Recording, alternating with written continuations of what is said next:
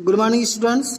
Today we are starting class 4 social studies book, in which we learn chapter seconds. Now start chapter seconds. तो चलिए बच्चों, हमारा देखिए second chapter जो है वह है इंडियन एग्रीकल्चर। इसके पहले हम फर्स्ट चैप्टर में पढ़े थे इंडियन स्टेट्स के बारे में, और आज हम अपने सेकंड चैप्टर में पढ़ेंगे इंडियन एग्रीकल्चर, यानी भारत की कृषि क्या है, हम इसके बारे में जानेंगे। तो चलिए, कहा जा रहा है our country India has fertile land, good rainfall, tropical climate and availability of natural resources. कहा जा रहा है हमारा देश जो भारत है वह इसके पास क्या है, फर्टिल लैंड यानी उपजाऊ भूमि, गुड रैनफॉल अच्छे बारिश, and tropical climate and availability of natural resources. All this has made Indian and agriculture country. इन सभी ने भारत को एक एग्रीकल्चर कंट्री बना दिया है। Majority of Indian population live in villages. कहा जा रहा है मेजॉरिटी ऑफ इंडियन पॉपुलेशन यानी भारत की जो ज़्यादा संख्या है वह कहाँ निवास करती है, गाँव में रहती है। Almost 57% of our working population in engaged in agriculture and related occupations. तो कहा जा रहा है लगभग 57% जो पॉपुलेशन है हमारे देश की, उसकी लगभग कृषि पर आधारित है और उनका संबंध जो है उसी से है। Therefore, our country is essential and agriculture country। इसलिए हम कह सकते हैं कि हमारा देश पूरी तरह से क्या है, एग्रीकल्चरल कंट्री है, क्योंकि जो हमारा देश है इनमें से यहाँ की जो पॉपुलेशन है वह लगभग 57% किस पे आधारित है, कृषि पर आधारित है। इसलिए हम इस देश को कह सकते हैं कि यह जो है एक एग्रीकल्चरल कंट्री है। चलिए बच्चों, हम आगे देखते हैं।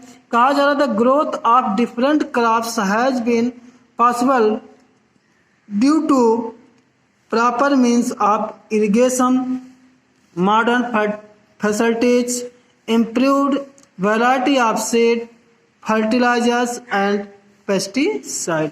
कहा जा रहा था ग्रोथ ऑफ डिफरेंट क्रॉप यानी विभिन्न प्रकार के फसलों में, क्रॉप्स में वृद्धि हो रही। क्यों, या क्यों पॉसिबल है, ड्यू टू किसके कारण, मॉडर्न फैसिलिटीज यानी आधुनिक की जो फैसिलिटीज, मॉडर्न काल में जो फैसिलिटीज आ रहे हैं, जैसे इम्प्रूव ऑफ वैरायटी सीड, अच्छे प्रकार के विभिन्न प्रकार के जो सीड आ जा रहे हैं, फर्टिलाइजर्स आ जा रहे हैं एंड पेस्टिसाइड। इसी के कारण हमारा जो देश है यह कृषि में क्या कर रहा है, बहुत ही अच्छे तरीके से ग्रोथ कर रहा है। आगे देखिए बच्चों, कहा जा रहा है between 1960 and 1983 India's food production increased 3 times because of increased use of fertilizers and machines in agriculture। कहा जा रहा है 1960 से 1983 की, यानी 1960 से 1983 तक आते आते हमारा जो देश है भारत, वह फूड के प्रोडक्शन में 3 टाइम्स वृद्धि कर गया, यानी 3 टाइम्स इंक्रीज कर गया है। क्यों कर गया है, क्योंकि यह जो है किसके वृद्धि हो रही, इंक्रीज ऑफ फर्टिलाइजर्स यानी अच्छे प्रकार की खादों में वृद्धि करके, एंड मशीन्स इन एग्रीकल्चर, और मशीन अच्छे प्रकार की जो मशीनें आ रही हैं जिसकी वजह से हमारा जो देश है वह कृषि में बहुत ही अच्छे तरीके से वृद्धि कर रहा है। Period was known as the green revolution, और इस समय को ही हम क्या कह रहे हैं, यानी इस समय को किस नाम से जाना जाता था, ग्रीन रिवॉल्यूशन। तो चलिए बच्चों, हम आगे देखते हैं क्रॉप्स एंड सीजन्स, यानी कौन से क्रॉप्स किस सीजन में उगाए जाते हैं, इनके बारे में हम जानेंगे। तो चलिए बच्चों देखते, कहा जा रहा है as Indian agriculture mostly depends on monsoon rains. कहा जा रहा है एन इंडियन एग्रीकल्चर, एंड जो भारत की कृषि है वह ज़्यादातर किस पे डिपेंड है, मानसून पर, यानी मानसून की जो बारिश है उस पर डिपेंड है। We have 2 major season for growing crops. कहा जा रहा है हमारे पास 2 सीजन है क्या करने के लिए, क्रॉप्स उगाने के लिए। कहा जा रहा है kharif season starts at the onsets of the monsoon when seeds are sown in the fields. कहा जा रहा है जो खरीफ की फसल होती है, खरीफ का सीजन जो होता है वह कब स्टार्ट होता है? मानसून के साथ, यानी जुलाई या जून के महीने में स्टार्ट होता है। When seeds are sown in the fields, यानी जब खेत में बीज को क्या किया जाता है? बोया जाता है। These crops are ready for harvesting in the month of October और नवंबर। और कहा जा रहा है इस दीज क्रॉप्स और ये फसल रेडी फॉर हार्वेस्टिंग यानी पक्का तैयार हो जाते हैं कब? इन द मंथ ऑफ अक्टूबर और नवंबर। अक्टूबर और नवंबर में कटाई के लिए ये फसल तैयार हो जाते हैं। कौन सी फसलें आपसे पूछा जाता है तो आप बताएंगे जो खरीफ की फसल होती है वह जुलाई या जून के महीने में बोई जाती है और वह हार्वेस्टिंग के लिए अक्टूबर या नवंबर के मंथ में तैयार हो जाती है। जैसे कहा जा रहा है यहाँ एग्जाम्पल दिए गए हैं आपको खरीफ के फसल के, rice, millets, jutes, maize and cotton और खरीफ क्रॉप्स। ये सब जो फसलों के नाम बताया गया आपका खरीफ, millets, jutes, maize and cotton और खरीफ क्रॉप्स, ये सब खरीफ की फसलें हैं। चलिए आगे देखते हैं बच्चों। कहा जा रहा है rabi season start in the month of October and continue through winter month. कहा जा रहा है कि जो रबी की सीजन होती है वह मंथ ऑफ अक्टूबर यानी अक्टूबर के महीने से स्टार्ट होती है और कंटिन्यू चलती रहती है। कहाँ तक? विंटर मंथ तक, यानी ठंडक के मौसम तक। Wheat, grams, barley and oil seeds are rabi crops. कहा जा रहा है वीट्स हो गए, ग्राम हो गए, बार्ले हो गए and oil seeds are rabi crops. ये सभी रबी की क्रॉप्स। इस बच्चे हम जाने कि एग्रीकल्चर के बारे में और हमने आपको बताया कि कौन सी क्रॉप्स हैं और किस मंथ में बोई जाती हैं और किस महीने में बोई जाती है। और हमने आपको यह बताया कि हमारी जो दो प्रकार की फसल, एक खरीफ की फसल है और एक रबी की फसल है। खरीफ की फसल कब बोई जाती है? जून या जुलाई, और इसकी हार्वेस्टिंग कब होती है? अक्टूबर और नवंबर में।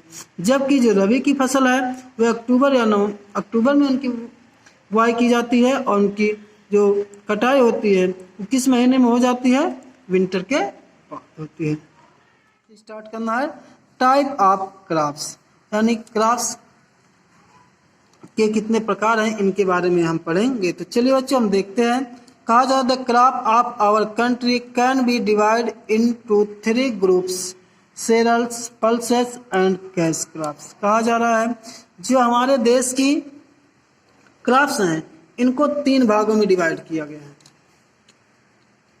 कौन सी? Cereals crops, pulses and the cash crops, यानी इन 3 फसलों के बारे में हम जानेंगे। तो चलिए अब हम देखते हैं फर्स्ट नंबर हमारा सेरल्स क्या होता है। तो चलिए बच्चों यहाँ पे देखिए सेरल्स, यानी सेरल्स की जो क्रॉप्स हैं इनके बारे में जानेंगे। और ये क्या है? कहा जा रहा है crops such as rice, millets, maize and wheat come under cereals. कहा जा रहा है कि जो राइस होते हैं, मिलेट्स होते हैं, मैजी और व्हीट, ये सभी सेरल के अंतर्गत आते हैं। कहा जा रहा है rice is grown in the monsoon season. कहा जा रहा है जो राइस की फसल होती है वह मानसून के सीजन में उगाई जाती है।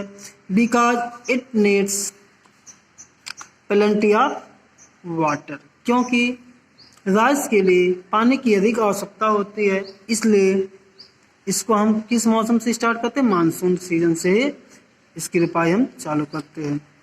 आगे कहा जा रहा है Assam, Andhra Pradesh, Telangana, Punjab, Haryana, west Bengal, Bihar, Orissa, Uttar Pradesh, Tamil Nadu, Kerala and Maharashtra are major rice production states. यानी जो ये स्टेट्स बताए गए हैं आपको, इन स्टेटों में यानी इन राज्यों में जो क्रॉप्स यानी जो राइस है इन सब की खेती बहुत अधिक मात्रा में की जाती है। चलिए आगे देखते हैं बच्चों। कहा जा रहा है wheats is a major crop which is sown in the winter and reaped in summer season। कहा जा रहा है जब बच्चों हीट मतलब होता है गेहूं, यानी कहा जा रहा है wheat is a major crop, यानी हीट जो है बहुत ही मेजर क्रॉप है, which is sown in the winter, जो किस महीने में यानी विंटर में उनकी बुआई की जाती है, and rape in the summer season, और उनकी जो कटाई है किस मौसम में की जाती है, किस सीजन में, समर सीजन में की जाती है। आगे कहा जा रहा है it requires cool temperature and moderate rainfall, कहा जा रहा है इसके लिए हमको कूल टेम्परेचर यानी ठंडे टेम्परेचर ताप की, एंड मॉडरेट रेनफॉल और हल्की बारिश की आवश्यकता होती है। कहा जा रहा है Punjab and Haryana are the major wheat producing states, कहा जा रहा है पंजाब और हरियाणा ऐसे राज्य हैं जो गेहूं की अधिक मात्रा का उत्पादन करते हैं। Most part of Uttar Pradesh and Madhya Pradesh also grow seed, आगे कहा जा रहा है मोस्ट पार्ट ऑफ इन उत्तर प्रदेश, यानी उत्तर प्रदेश और मध्य प्रदेश के कुछ भाग में भी वीट को अधिक मात्रा में उगाया जाता। चलिए बच्चों आगे हम देखते हैं।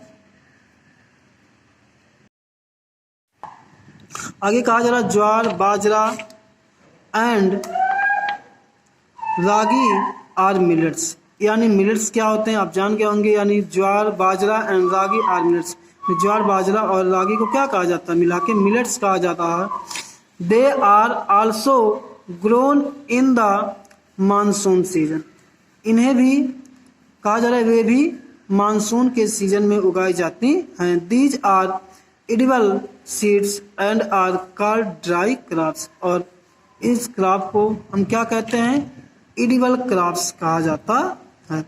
दे are grown in the part of Maharashtra, Madhya Pradesh, Karnataka, Uttar Pradesh, Haryana and some part of Rajasthan and Gujarat. तो कहा जा रहा है बच्चों महाराष्ट्र, मध्य प्रदेश, कर्नाटक, उत्तर प्रदेश, हरियाणा एंड राजस्थान और गुजरात के कुछ इनकी खेती की जाती है, यानी इनको उगाया जाता है। तो यह रहा आपको के सेरल्स के बारे में। अब हम चलते हैं अपने नेक्स्ट नंबर पे आते हैं, क्या हमारा पल्सेस, यानी पल्सेस मतलब क्या होता है, दाल। हम पढ़ेंगे पल्सेस के बारे में क्या होते हैं, चलिए देखते। कहा जा रहा है pulses includes gram, arhar, moong and मसूर। कहा जा रहा है पल्सेस के अंतर्गत आपका ग्राम आ जाता है, अरहर आ जाता है, मूंग आ जाता है और मसूर आ जाता है। कहा जा रहा है they are grown in almost every part of India. कहा जा रहा है इनको जो है ये जो है भारत के लगभग प्रत्येक भाग में उगाया जाता है। They are very rich in protein, कहा जा रहा है क्यों, इनमें जो है they are very rich in protein, इनमें जो है प्रोटीन की ज़्यादा मात्रा पाई जाती है। And are an important part of diet of Indians specially for the vegetarians, और जो है और कहा जा रहा है कि यह जो है part of diet of Indians specially of vegetarian, और यह वेजिटेरियन के लिए बहुत ही आवश्यक। आगे चलिए बच्चों, तीसरा नंबर हमारा आता है कैश क्रॉप्स, यानी कैश क्रॉप्स क्या होता है, जिससे हम क्या करते हैं, कैश लेते हैं, यानी कुछ फसलें ऐसे होती हैं जो केवल इनसे हम क्या कैश लेते हैं, जिससे हमारा शुगर केन हो गया सॉरी। आगे कहा जा रहा है, देखिए चलिए बच्चों, कहा जा रहा है crops which are grown for sale in the market are called cash crops, यानी जो क्रॉप आपको बाजार में सेल करने के लिए उगाया जाता है उसी को हम क्या कहते हैं, कैश क्रॉप्स कहते हैं। जैसे कहा जा रहा है sugarcane, spices, coffee, tea, oil seed, rubber, cotton and jute are example of cash seeds. कहा जा रहा है जो हमारा शुगर केन यानी गन्ना होता है, स्पाइसेस मसाले होते हैं, कॉफी हो गया, टी हो गया, ऑयल सीड्स हो गए, रबर हो गए, कॉटन हो गया, ये सभी किसके एग्जाम्पल हैं, कैश क्रॉप्स के हैं। यानी इन फसलों को उगा करके हम कैश पैसे नगद ले सकते हैं। तो चलिए बच्चों हम जानते हैं कुछ शुगर केन के बारे में। तो देखिए कहा जा रहा है sugarcane is cash crops, कहा जा रहा है शुगर केन क्या है, एक कैश क्रॉप्स है। Which is grown in several state of India. और यह जो है भारत के कई राज्यों में उगाया जाता है। Modern method are use to produce fine quality crystal sugar from sugarcane. कहा जा रहा है आधुनिक मेथड का, यानी आधुनिक जो मेथड्स हैं इसका प्रयोग कर करके हम शुगर के अच्छे क्वालिटी के क्रिस्टल को प्राप्त करते हैं। कहाँ से? गन्ने से, फ्रॉम शुगर। आगे चलिए बच्चों, कहा जा रहा है कॉटन एंड जूट। कॉटन क्या होता है और जूट क्या है, हम इसके बारे में जानें। कहा जा रहा है cotton and jute are both important fibres crops. ये दोनों क्या है? फाइबर्स क्रॉप्स हैं। Cotton grow well in the black soil. कहा जा रहा है कॉटन को कहाँ? Crops well in the black oil. ये कहाँ उगाई जाती है? काली मिट्टी में इसकी खेती ज्यादा की जाती है। गुजरात एंड महाराष्ट्र,